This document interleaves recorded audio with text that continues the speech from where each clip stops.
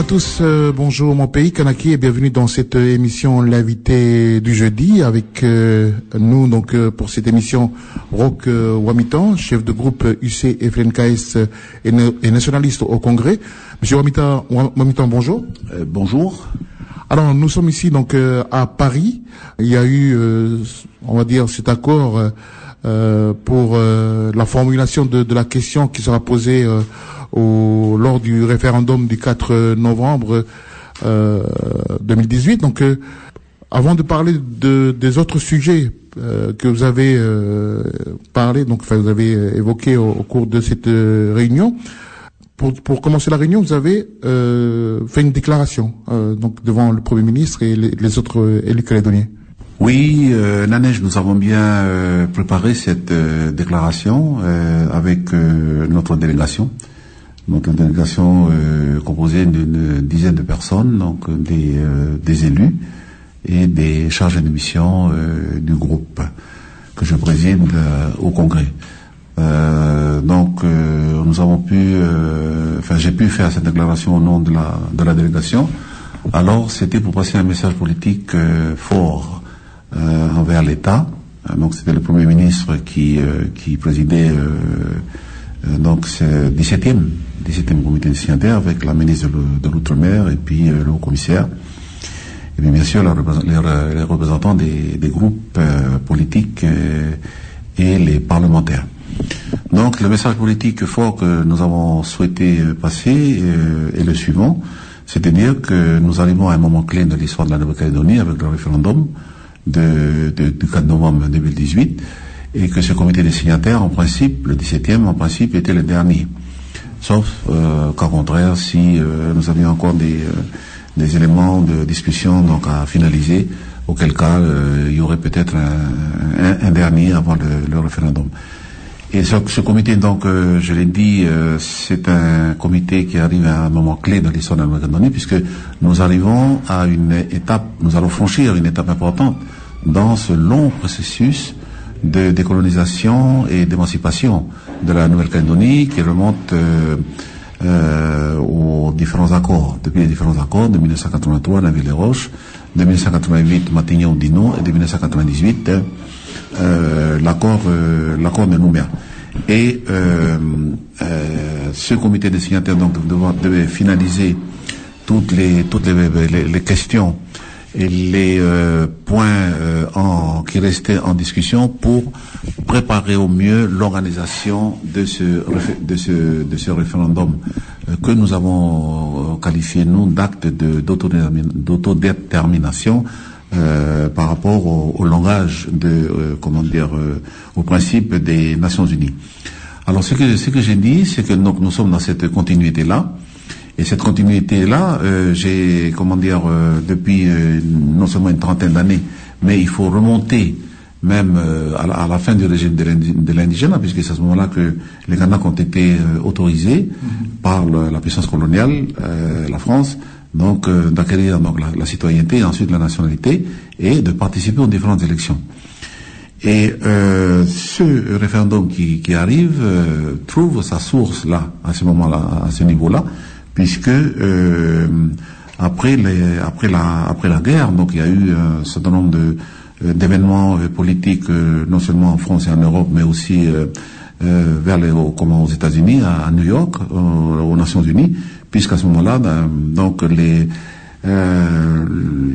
principes ont commencé à émerger, consistant à dire il faut maintenant donner la liberté à tous ces peuples-là qui ont été occupés essentiellement par les puissances européennes, voilà, et qui pour la plupart, donc compte tenu de la guerre mondiale, déjà la première guerre mondiale, la seconde guerre mondiale de 39-45, donc on fait appel à la jeunesse de ces pays-là, et notamment la jeunesse calédonienne, et nombre de Kanaks sont venus combattre, comme on dit, pour une liberté qui n'était pas la leur, en 14-18 et en 39-45. Donc ce référendum trouve sa source là. Et j'ai cité deux référendums importants pour nous. Le premier référendum, c'était le référendum du 28 septembre 1958, qui intéressait à ce moment-là la France et ses colonies, donc demander au peuple français et aux colonies françaises d'approuver le projet de constitution de la 5e République et la création en même temps de la communauté française. Donc cette communauté-là dans laquelle devait se regrouper l'ensemble des territoires colonisés par la France à ce moment-là. Voilà. Et donc, la question qui avait été posée à ce moment-là, c'était de dire, approuvez-vous la constitution qui vous est proposée par le gouvernement de la République? Et la population calédonienne à ce moment-là, donc en 1958, donc il y a 60 ans de cela, c'était une population de majorité kanak. Ils ont quand même voté à 98% pour rester dans la France. Donc ce sont les Kanaks qui étaient acteurs de cette décision. Et j'ai rappelé aussi dans ma déclaration que par un vote majoritaire à ce moment-là des élus de l'Union calédonienne, donc à l'Assemblée territoriale, indigènes depuis le début de la colonisation, n'avaient peut-être pas la possibilité de gérer un nouveau pays, puisque ils allaient pouvoir être indépendants. Voilà.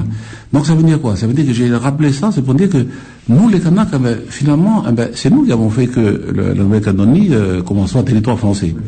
À ce moment-là. Voilà. Et le deuxième élément important que j'avais cité, c'était le référendum national du 6 novembre 88. Voilà, 88, qui avait été demandé par le président de FNKS à l'époque, Jean-Marie Tchimbaou, pour entériner les accords de Matignon et la loi référendaire conséquente. La question qui avait été posée à ce moment-là, c'était celle-là qui était un peu compliquée, mais bon, voilà. Approuvez-vous le projet de loi soumis au peuple français par le président de la République et portant dispositions statutaires et préparatoires à l'autodétermination de la Nouvelle-Calédonie? Le résultat, donc niveau national, donc puisque c'était le peuple français qui était intéressé là, donc 80% pour et 20% contre. Alors qu'en Nouvelle-Calédonie, donc en 88, on est passé de justesse, 57% seulement ont dit oui. Donc à l'accord de Matignon, et quand même 43% qui étaient contre. Et dans les 43%, on retrouve toujours les mêmes couillouks là qui nous emmerdent là depuis, excusez du terme, depuis déjà toutes ces années-là. Donc, j'ai cité ça pourquoi? J'ai cité ça pour dire que premier référendum, donc 58, ce sont les Kanaks qui ont décidé de rester en territoire français, pour diverses raisons. Le deuxième en 88, c'est un référendum qui ouvrait la perspective de l'autodétermination par un référendum. C'est le peuple français. Et là, je passe sur les diverses, décisions qui ont été arrêtées par les différents groupes politiques pour arriver aujourd'hui, puisqu'on n'a pas pu faire le référendum de 98, on a reporté pour 20 ans. Donc on y est. Alors ce que je voulais dire maintenant, c'est le message que le groupe a voulu passer ici, c'est de dire 658, c'était les Kanaks seuls, pas seuls, mais bon, une grande majorité des Kanaks qui ont décidé que la Nouvelle-Calédonie restera dans le giron français, et que en 88, c'est le peuple français qui a dit ok, il faut donc on accepte, on approuve les accords de Matignon et les lois référendaires et les lois organiques qui vont tendre à préparer le référendum d'autodétermination. C'est le peuple français qui nous demande maintenant, ou qui nous pousse à aller vers la responsabilité qui est venue maintenant sur le peuple calédonien. C'est ça c'est le peuple calédonien. Donc on ne peut pas reculer maintenant. C'est de la responsabilité des Calédoniens d'assurer leur propre destin. Parce qu'on nous dit que oui, il faut faire une solution consensuelle, c'est là, il faut faire attention à la formulation de la question, parce que si c'est trop binaire, les gens peuvent ne pas comprendre, etc., etc. Bon, tout ça, ce sont des arguments un peu fallacieux qui tendaient à détourner en fait de l'acte d'autodétermination, puisque là c'est le peuple calédonien, évidemment, le peuple kanak, à l'intérieur, comme un peu poteau central, qui va s'exprimer. Alors c'est ça le message que nous avons voulu passer dans notre déclaration, et à partir de là pour dire qu'il faut préparer au mieux ce référendum, parce que c'est un référendum historique. 60 ans après celui de 58, 30 ans après celui de 88, et puisqu'on ne compte pas celui de 87, puisqu'on l'avait boycotté. Et donc, on y arrive là. On y arrive, et il y a encore des problèmes à finaliser. Et parmi tous les problèmes finalisés, donc, c'est la question de l'inscription d'office là. L'inscription d'office, c'est la liste référendaire des natifs qui sont présents depuis 3 ans, attestés par, le recoupement des fichiers, notamment les fichiers sociaux. Donc il y a eu des malentendus, un malentendu sur cette problématique-là, puisque on avait compris à l'accord politique de novembre dernier que c'est natif, pas les Kanaks, puisqu'ils sont inscrits automatiquement sur la liste référendaire, mais les natifs, même s'ils sont donc attestés par le croisement des fichiers qui sont là depuis 3 ans, quand leur dossier vient devant les CAS, c'est-à-dire les commissions administratives spéciales qui décident de les inscrire ou de refuser de les inscrire, ce n'était pas une inscription qui était automatique. Les CAS avaient toute la possibilité de contester, vont tuer une personne, voilà. Alors que certains ont dit non, à partir du moment où ils ont 3 ans, ils sont inscrits d'office.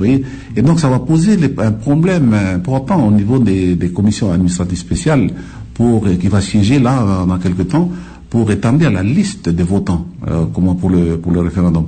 Donc on a parlé de cette problématique-là et nous avons demandé que le Premier ministre, qui était plus dans cet état d'esprit-là, au niveau de sa position, de la position politique de l'État. C'est-à-dire que les CAS n'étaient pas une chambre d'enregistrement. Les CAS pouvaient, donc, ils sont souveraines et pouvaient donc rejeter, refuser, après des preuves fournies, quoi. Ils pouvaient rejeter les inscriptions. Nous avons demandé à ce que les déclarations du Premier ministre, que ce soit ces déclarations au Sénat et à l'Assemblée nationale où il dit de façon très claire ce que je viens de dire là, soit porté dans le comité, dans le relevé de conclusion. Donc vous l'avez ici dans le relevé de conclusion. Voilà. Donc premier point que nous avons soulevé. Deuxième point que nous avons soulevé, bien sûr, au niveau politique. Là, nous sommes dans le politique. C'est la question de la question. Voilà, c'est-à-dire la formulation de la question. Et nous, ce qu'on s'est dit, il faut rester au plus près, de l'accord de Nouméa. Parce que le problème de nos adversaires politiques ou nos partenaires de l'accord et de Matignon et de Nouméa, c'est que, souvent ils ont détricoté. Ils ont détricoté cet accord quand ça ne les arrangeait pas, pour des raisons qui leur étaient propres. Voilà. Nous, ce qu'on a fait, c'est qu'on n'a pas arrêté de nous battre, tous les élus du FLNKS, depuis 30 ans. On n'a pas arrêté de nous battre pour qu'eux respectent, puisqu'ils ont souvent eu la majorité au pays, pour qu'ils respectent au mieux l'esprit et la lettre de l'accord de Nouméa. Ils n'ont pas toujours fait ça, voilà. Notamment, moi je ne veux pas donner des exemples, parce que je pense que les auditeurs, ils ont tout ça en tête, mais ils l'ont toujours fait ça, et nous avons toujours défendu. Et là, pour la discussion sur la formulation de la question, eh bien, nous avons rappelé dans la déclaration, j'ai rappelé dans la déclaration au nom du groupe, qu'il faut absolument pour formuler cette question, il faut tenir compte de l'accord, il faut serrer au plus près ce qui est dit dans l'accord. Voilà. Et donc, je passe dans les discussions. À un moment donné, donc, le gouvernement, le Premier ministre a proposé 7. Il a proposé 7 options possibles. Oui. Voilà. Donc, en partant de voulez-vous que la Nouvelle-Calédonie accède à la pleine souveraineté? Voilà, oui, non. Et puis bon, il y a 4, 5, 6 questions. Et là, une 7e question qui vraiment correspondait. Enfin, une 7e option qui vraiment correspondait à l'accord. C'était la suivante. L'accord signé à Nouméa le 5 mai 98 prévoit l'organisation d'une consultation sur l'accession de la Nouvelle-Calédonie à la pleine souveraineté, c'est-à-dire d'un référendum d'autodétermination. L'accession à la pleine souveraineté implique l'exercice des compétences régaliennes par la Nouvelle-Calédonie, l'accès à un statut international de pleine responsabilité et l'organisation de la citoyenneté calédonienne en une nationalité nouvelle. Dans ce cadre, 2 points. Voulez-vous que la Nouvelle-Calédonie devienne un État souverain? Voilà. C'était complet. Mais on a pensé que, comme la façon dont c'était libéré, c'était un peu long, mais il rassemblait tous les éléments pour que les gens puissent comprendre qu'il était déjà fixé dans l'accord. Voilà. Finalement, on est revenu à l'option numéro 4 qui était peut-être plus simple, finalement, puis qui correspondait un peu à ce que les uns ou les autres ont dit pendant des heures, hein, parce que nous avons commencé quand même la réunion à 9h, on l'a fini à 2h du matin quand même, hein, voilà. Donc, après toutes ces discussions-là, on est revenu, on a eu compromis, disons un consensus un peu mou là, mais bon, on est tombé d'accord là-dessus. Voulez-vous que la Nouvelle-Calédonie accède à la pleine souveraineté et devienne indépendante? Oui, non. Donc c'est une question binaire. Donc finalement c'est cette question-là qui a été retenue. Ça va venir devant les avis demandés ici au niveau des instances ici à Paris, voilà. Donc ça viendra au Congrès, voilà. On a peut-être peut-être une proposition à faire qu'on fera peut-être, mais bon ça dépendra des discussions qu'on aura au niveau du groupe et des partis, puisque ici avec nous donc il y a le parti Union calédonienne bien sûr, et puis le RDO aussi dans notre groupe. Donc on va peut-être voir si on peut rajouter État, parce que c'est vrai que ça donne plus une direction un peu plus nette. Voulez-vous que la Nouvelle-Calédonie accède à la pleine souveraineté et devienne un État indépendant? Voilà. Bon, enfin c'est moi, la discussion elle est encore là, parce que les non-indépendantistes voulaient absolument que le mot indépendance apparaisse, mais on sait pourquoi. C'est leur stratégie, parce que dès qu'on va parler d'indépendance, ils vont nous massacrer en disant que voilà, l'indépendance, c'est le Vanuatu pauvre, c'est il n'y a plus d'allocations familiales, il y a plus ceci, alors que c'est absolument faux. Nous avons des réponses à leur donner, mais c'est comme ça qu'ils fonctionnent. C'est-à-dire que ils vont, comme ils ont toujours fait, ils vont non seulement relativiser, mais mépriser ce droit à l'autodétermination des peuples, et notamment à l'autodétermination du peuple kanak, le peuple colonisé. Voilà. Donc voilà, ça c'était la question importante, si vous voulez, qui avait demandé énormément de temps. J'ai signalé aussi dans ma déclaration quelque chose qui nous avait un peu chagriné, parce que nous avons demandé un audit de la de la décolonisation qui pour nous, à notre avis, devrait être réalisé par les Nations Unies. Or, il s'est passé que nous avons été étonnés d'apprendre que le secrétariat général des Nations Unies donc a donné une réponse négative. Voilà, une réponse négative à la demande d'un audit de la décolonisation qui a été formulée donc par le gouvernement français. Nous avons bien sûr travaillé sur un cahier des charges donc à Nouméa. Le gouvernement a transmis tel que le cahier des charges donc aux Nations Unies, au secrétariat général, et là-bas, le secrétariat général donc répond effectivement que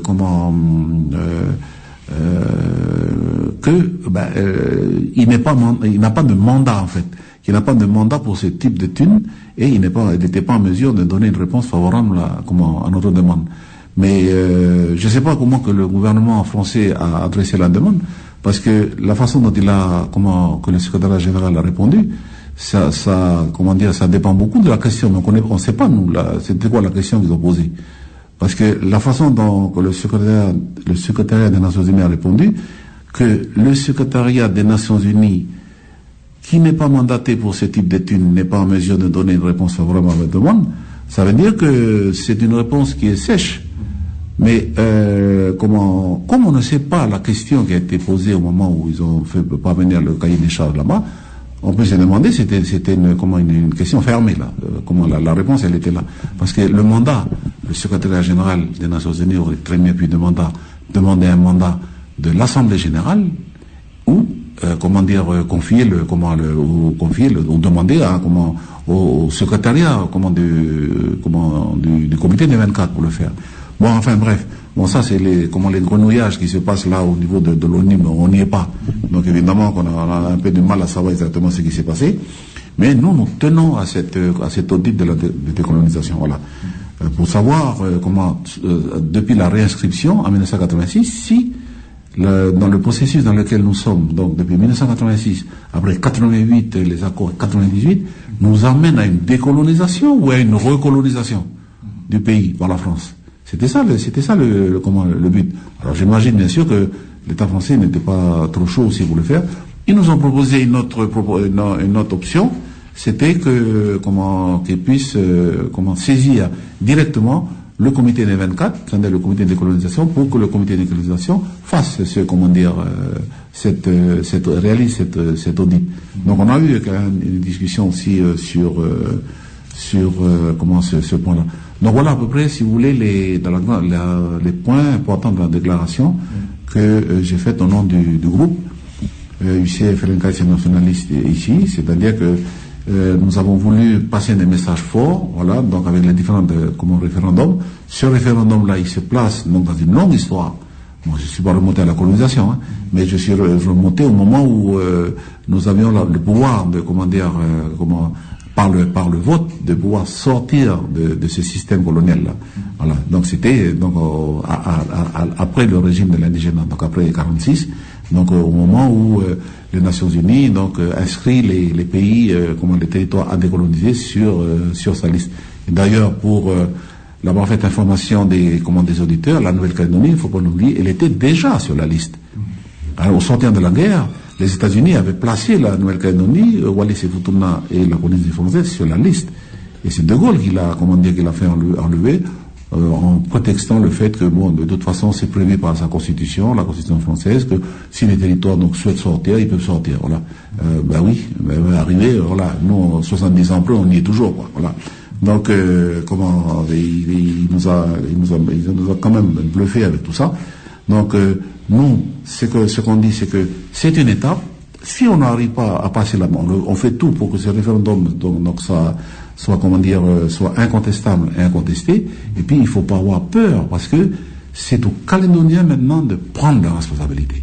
Si en 58 c'était les Kanaks qui ont pris la responsabilité de rester français, attention, hein. Et si en 88 ce sont le peuple français qui nous a donc dit, ok, nous avalisons l'accord de Matignon et nous avalisons ce chemin-là qui va préparer à votre autodétermination. 30 ans après, nous y sommes. Donc il faut s'autodéterminer. Il ne faut pas encore attendre combien nous disent qu'il faut faire ça ou faire ça. Ce sont les Calédoniens. Il faut qu'on arrive à prendre nos responsabilités et dire qu'est-ce qu'on veut. Est-ce qu'on veut rester français ou est-ce qu'on veut construire enfin un pays qui sera le nôtre et puis qui va être en relation avec les pays du Pacifique, etc. Donc c'est cela le message. Si le oui, eh bien on va construire ensemble. Maintenant, si c'est le non qui l'emporte au référendum du 4 novembre 2018, eh ben nous, qu'est-ce qu'on dit? Ben la vie continuera tout simplement. Et j'ai dit ça dans ma déclaration, que la vie va continuer sur des bases nouvelles, car nous aurons tous ensemble, nous aurons su tous ensemble assumer ce passage difficile, mais porteur d'avenir. Voilà, le passage du référendum. Donc, nous avons voulu faire passer un message fort à l'État, aux partis politiques non indépendantistes, et là, par Radio Lido, c'est un message au peuple calédonien. Il faut que le peuple calédonien arrête d'être assisté et de toujours, se cacher sous les ailes, de la maman protectrice là de la France. Il faut arriver donc à être debout, à un pays debout. Voilà. C'est ça le message fort que nous avons voulu passer dans la déclaration. Un autre sujet que je voudrais évoquer avec vous, Roch Wamitan, c'est justement, et là vous allez à cette réunion qui va se dérouler encore à l'hôtel Matignon avec le Premier ministre Édouard Philippe. Donc il a dit hier dans sa déclaration, c'est le groupe G10, vous allez de nouveau être unis et puis travailler ensemble pour ce groupe de travail c'est sur le chemin de l'avenir, c'est ça? Oui, c'est le groupe de travail sur le chemin de l'avenir. Bon, on avait dit que c'était on l'a baptisé, débaptisé à plusieurs reprises, ce groupe sur l'avenir. Mais effectivement, c'est un groupe qui a été mis en place par le Premier ministre. Hein. C'est lui en fait qui a demandé, qui a proposé à ce que ce groupe soit institué. Voilà. D'ailleurs, lorsqu'il nous a réexpliqué encore hier, dans la discussion ici à Paris, il a dit carrément que c'est moi qui ai proposé au Congrès la constitution de ce groupe qui rassemble donc les représentants des groupes politiques au Congrès. Donc il y a 2 représentants et donc c'est pour ça qu'on est 10. Donc il avait annoncé 2 choses là-bas. Il avait à nous-mêmes, c'est ce qu'il a rappelé hier. Il a annoncé une première chose pour dire que c'est moi qui ai proposé ce groupe. C'est pas une commande qui venait du comité signataire. Et il a dit autre chose, qu'il a assumé aussi l'annonce, puisqu'il a annoncé là-bas, d'un référendum binaire. Voilà, d'un référendum binaire parce que c'était pour répondre aussi, notamment concernant la partie de droite, qui voulait pas d'un référendum binaire par oui ou par non, parce que ça pouvait provoquer des troubles. Bon, alors ils assument ce qu'ils ont, ce qu'ils ont dit. Hein. Mais voilà, lui, il assume ça. Il assume que c'est lui, il a fait l'annonce du référendum, d'un référendum binaire. Et il a annoncé, c'est comme ça qu'il a dit que toute cette période que nous allons traverser, donc il a annoncé ça en décembre. Donc de décembre à novembre, comme je reprends ces termes, il disait que il faut que la création de cette instance-là qui vienne, c'est une instance resserrée, puisqu'on n'est que 10 là-dedans. 10 en comptant le haut commissaire, voilà. Une instance resserrée, qui, pour lui, il a du sens, puisque ce sont l'ensemble des responsables politiques du pays qui sont là, et puis qui vont traiter un certain nombre de thèmes, de thématiques. Donc les thématiques ont été, données là par celui qui a donné les thématiques, notamment sur la question du bilan, le bilan politique, le bilan politique de l'accord, sur la question de la place de la Nouvelle-Calédonie dans le monde et notamment dans le Pacifique, sur une charte des valeurs, une charte des valeurs et des principes, voilà. Et pour lui, il a dit que maintenant, comme on a eu quelques problèmes puisque 2 groupes sont sortis à un moment donné suite à la contestation formulée contre la proposition de résolution du Congrès votée le 19 mars dernier, c'est l'exposé des motifs. Voilà, en disant que que c'est trop, en gros, trop canaque, on va dire. Et puis ça faisait trop repentance, voilà. Et puis voilà, c'est pour ça d'ailleurs qu'ils ont pris des positions quand même limite, à la limite du révisionnisme. En gros que en tout cas c'est ce qu'ils disent. Hein. Nous on analyse ce qu'ils disent dans nos réunions et puis ce qu'ils disent dans les médias. C'est tout juste s'ils disent que s'ils n'admettent pas que la colonisation a existé, quoi, à la limite. Et puis qu'en fait, on était très heureux, nous, les Kanaks, d'avoir été, colonisés depuis les 24 septembre 1850 jusqu'à maintenant. Donc, ils font l'impasse complète sur les milliers de morts que la France a tués là-bas, des milliers de gens que la France a déplacés de leur terre, la culture kanak qui a complètement explosé, etc., etc., la perte de lien, à la terre, quand on sait le lien, viscéral, donc, que le kanak attache à sa terre, etc., etc. Donc, pour eux, c'est par une chicanade comme ça, tout ça n'a jamais existé en gros. Donc, lui, c'est que le Premier ministre dit, cet organe, c'est un organe informel, doit se réunir et puis pour favoriser aussi le dialogue. Et il a proposé que sur la nouvelle formule, Gendis nouvelle formule, que ce soit non plus le haut-commissaire qui préside, que je pense que le haut-commissaire a beaucoup de choses à faire, puis ce sont des réunions qui durent très longtemps. Hein. Toutes les dernières réunions que nous avons eues là, c'est 10 heures. Hein. C'est-à-dire on commence à 10h, on finit à 18h, 20h. Voilà. Donc le commissaire ne veut pas tout le temps être occupé avec ça. Et il a nommé un représentant, c'est un membre du Conseil d'État, François Senners, qui a été il a été dans le cabinet de l'ancien Premier ministre M. Juppé, et ensuite il a été directeur de cabinet de M. Larcher au Congrès.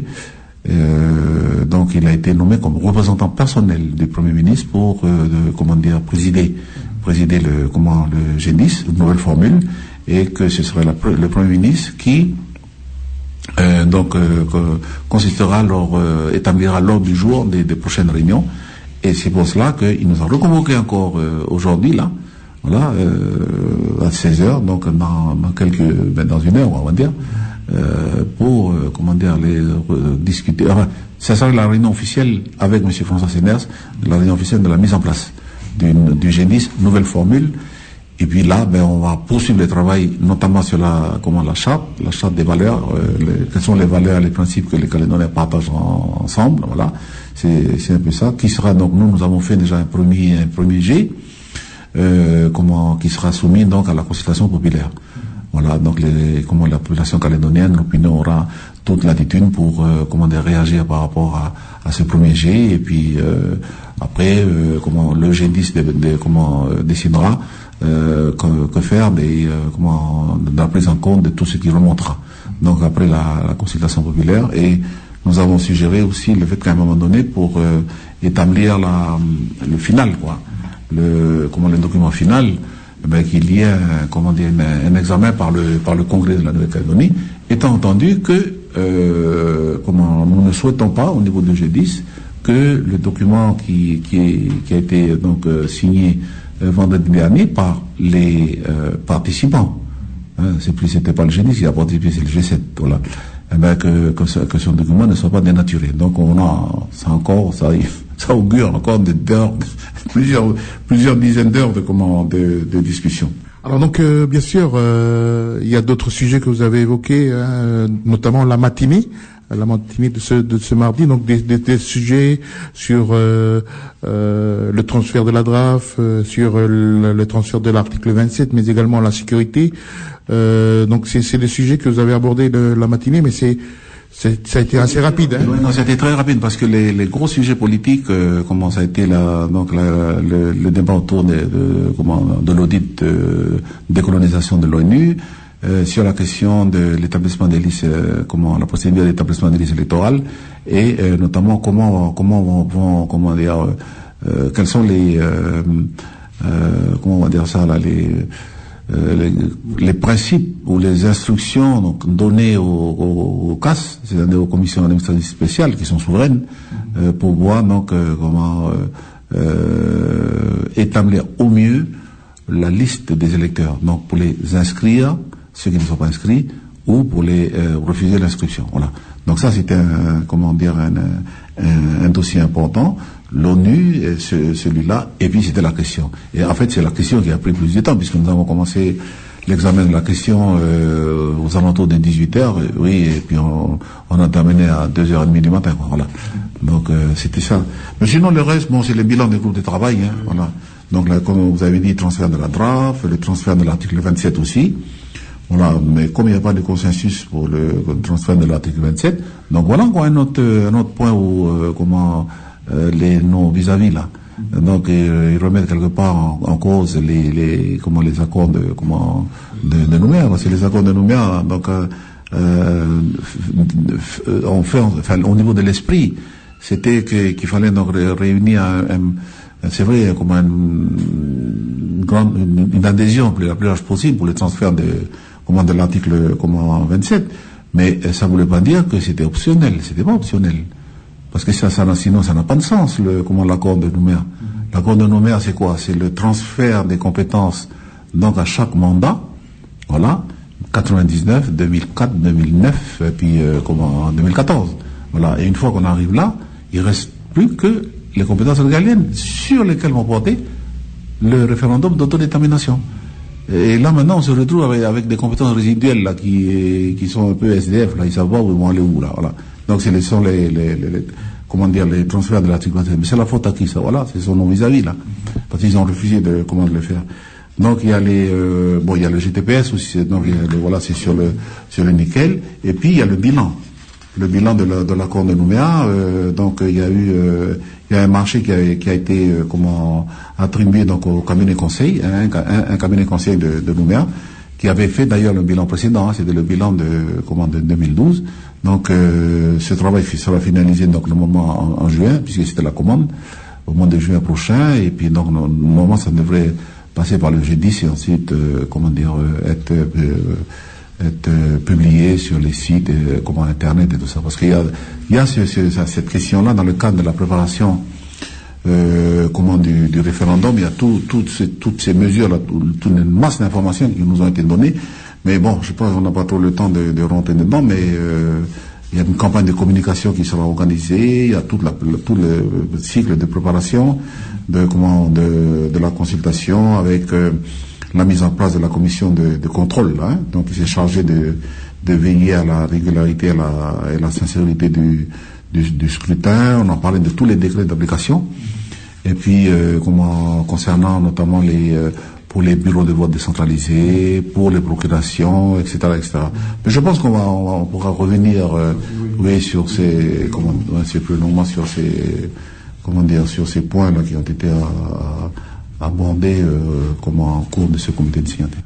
Alors vous dites, peut-être que ce n'est pas le dernier comité de signataires, mais pour vous, qui a donc un des signataires de l'accord de Nouméa, on est à la fin de cet accord peut-être le bilan, donc avec un Premier ministre qui participe. On a vu là, il était tout le temps avec vous. C'est lui qui a avec ses collaborateurs qui étaient toujours présents avec vous pour justement trouver cette question-là, la formulation de la question. Oui, mais c'est bien simple. Il a, comme d'habitude, ce sont les premiers ministres qui ouvrent le comité de signataires. Donc il était là à 9h. Il a donc ouvert, il a participé, donc il a donné son point de vue politique de ce qui se passe actuellement. Ensuite, il a passé la parole aux différents responsables de groupe. La déclaration politique. Ensuite, il y a eu un débat sur les déclarations politiques, et puis après ces premiers échanges, donc il nous a quittés parce qu'il avait une journée chargée aussi hier à l'Assemblée nationale et au Sénat, et il est revenu donc à 18h, et à partir de 18h donc nous avons attaqué la question. Voilà, c'était ça. On a attaqué la question. Et on a discuté avec des temps morts, etc., pour laisser le temps au groupe de se concerter et tout ça. On a trouvé finalement un consensus, un compromis. C'était pas donné d'avance. Ah non, c'était pas donné d'avance parce que les positions n'étaient pas été radicales. Nous n'avons pas souhaité, par exemple, bouger de l'accord de Nouméa. Et pour nous, c'était, souhaitez-vous que la Nouvelle-Calédonie accède à la pleine souveraineté? Voilà, point. Oui, non. Voilà. Donc après, on a échangé. Il a fait il a écouté tout le monde, et ensuite il a fait cette proposition-là de 7 options, et nous avons retenu la 4e. Voilà. Donc, après, avec tous ces temps morts-là, ces reprises et tout, beaucoup de tensions aussi, beaucoup de coups de gueule, parce que les gens, ils sont un petit peu engueulés aussi. Mais c'est normal, puisque, quand on parle de l'avenir des pays, si on parle avec ses entrailles, voilà. Et puis, les entrailles, après, on essaie de faire en sorte que l'esprit maîtrise le corps, mais l'esprit ne maîtrise pas toujours le corps. Voilà, il se laisse dépasser. Donc, mais voilà, je pense que c'est quelque chose de tout à fait normal. Mais c'est vrai que c'est quelqu'un qui est vif d'esprit, et très intelligent. Et puis, il écoute beaucoup, et il ne se contente pas d'écouter, il fait des propositions. Chaque fois, il fait des propositions, il écrit avec ses collaborateurs et tout. Donc, c'est pour ça qu'on a pu... on a juste décliner quelque chose, on n'a pas voulu être enfermé, et puis laisser une ou deux personnes de notre groupe aller discuter avec lui, puis voilà. Parce que ça, on a déjà eu des retours de bâton avec cette affaire-là. Et donc on lui a dit que non, si vous nous recevez, si vous ne recevez pas M. Ngoa seul, ou M. Wamitan seul, ou M. Ngoa et M. Wamitan, vous recevez le groupe. Donc c'est ce qu'il a fait.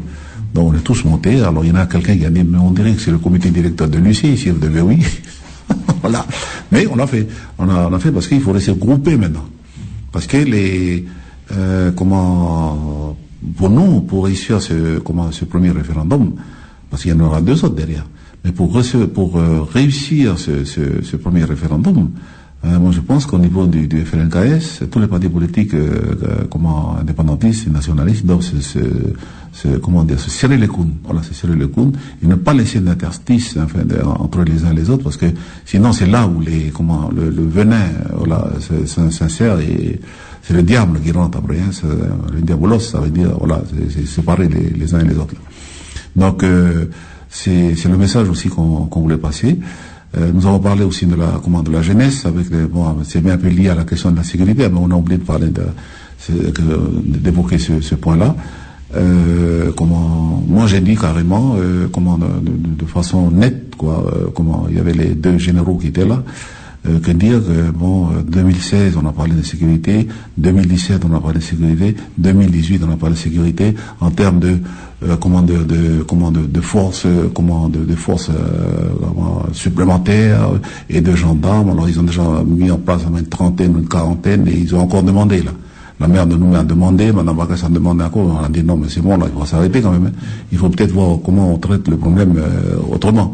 Et on est intervenu là-dessus, M. Jacques Lally est intervenu, M. Tuyeno est intervenu, moi aussi je suis intervenu, pour dire qu'il faut quand même essayer de contextualiser tout ça.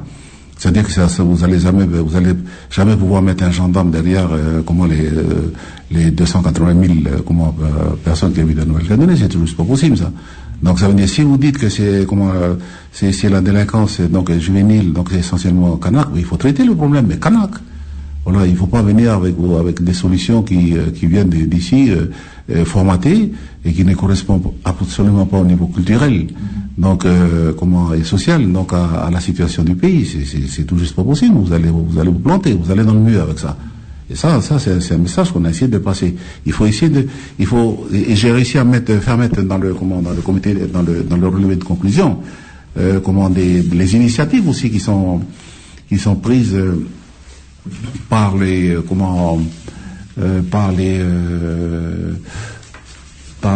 partenaires, non pas les partenaires, mais par les coutumiers. Hein, voilà. Ils ont également les partenaires ont tenu à saluer l'engagement des forces de police et de gendarmerie qui servent en Nouvelle-Calédonie et relèvent le rôle des institutions locales pour leur action quotidienne. Donc ce sont les maires, parce que les maires étaient représentés là. Mais j'ai demandé à inscrire cette phrase-là. Ils ont également évoqué les diverses initiatives prises, notamment par les autorités coutumières en matière de prévention. Voilà. Parce que il y a pas mal d'autorités, notamment au niveau des chefferies, qui commencent à essayer de se débrouiller par eux-mêmes parce que, les solutions qui sont apportées par l'État, du fait que c'est l'État qui a la compétence en matière de sécurité, ne marchent pas. Ça protège pas les gens. Donc il faut essayer de voir autrement et voir par rapport au contexte kanak. Et j'ai cité un projet que nous sommes en train de mettre en place à Saint-Louis, notamment avec l'académie de police de Fidji. Voilà, donc ça c'est par le biais du groupe de Ferdinand mélanésien. Donc nous avons reçu déjà à plusieurs reprises des officiers de policiers de Fidjiens, notamment celui qui dirige un qui est en poste au secrétariat de Port-Villa, là. Donc il vient pour nous aider. Pourquoi? C'est tout simplement parce que ils ont le même type de problème ils avaient le même type de problème chez eux. Voilà, la délinquance. Mais comment est-ce qu'ils ont fait? Ils ont traité à la mélanésienne. Donc pour nous c'est intéressant comment qu'ils ont traité à la mélanésienne. Voilà, et donc on attend de formaliser ce partenariat avec le Ferdinand pour qu'ils nous fassent bénéficier de leurs expériences pratiques. Mais comme eux ils sont indépendants, c'est leur police. Donc ils viennent nous dire mais voilà comment on a fait, voilà. Et donc peut-être on aura l'occasion d'en parler prochainement, mais voilà les types d'initiatives. Jacques Lally a parlé aussi des initiatives qui sont prises par exemple à Lifou, dans les chefferies de Lifou, mais il y en a d'autres aussi. Sur la Grande Terre, il y a beaucoup d'endroits où à Canala notamment, avec tous les problèmes qui sont à Canala, les autorités ne restent pas comme ça, regarder bouche bée tout ce qui se passe. Non, ils font des choses. Le maire de Canala, il fait des choses. Voilà. Donc on est tous en train de nous débrouiller par nous-mêmes. Parce qu'on n'a pas le pouvoir. On nous a enlevé cette compétence-là depuis 1946, de maintenir l'ordre public chez nous, l'ordre coutumier chez nous. On nous a enlevé ça. Donc on est en train de trouver la solution, la formule, avec les moyens du bord.